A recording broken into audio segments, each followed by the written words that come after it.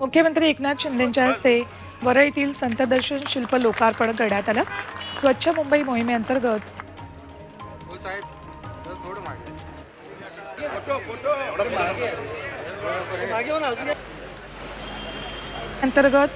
स्वच्छ मुंबई मोहिमेअंतर्गत आज वरळीमध्ये स्वच्छता अभियान राबवण्यात आलं आहे।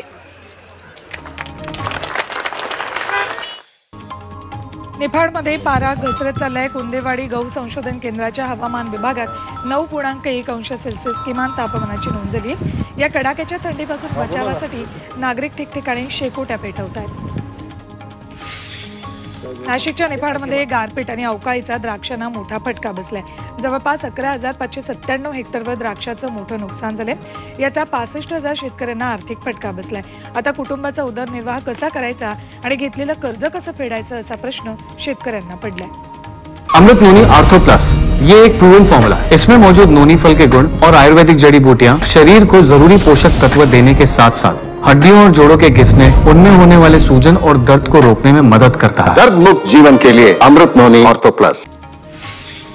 जळगावच्या यावल तालुक्यात एका माथेफिरूनं केळीचं नुकसान केले। त्यानं तब्बल 2,000 केळीचे घड कापून नासधूस केली आहे। यामुळे शेतकऱ्याचं मोठं नुकसान झाले। या प्रकरणी पोलिसात गुन्हा दाखल केलाय। मुंबईच्या गेटवे ऑफ इंडिया परिसरात फेरीवाल्यांना नो एंट्री असेल तर कचरा, चहाचे कप विकणाऱ्यांवर दंडात्मक कारवाई केली जाईल। मुंबईत स्वच्छता मोहीम राबवण्यात येते। याचाच एक भाग म्हणून सार्वजनिक ठिकाणी कचरा टाकणाऱ्यांवर प्रतिबंध केला आहे।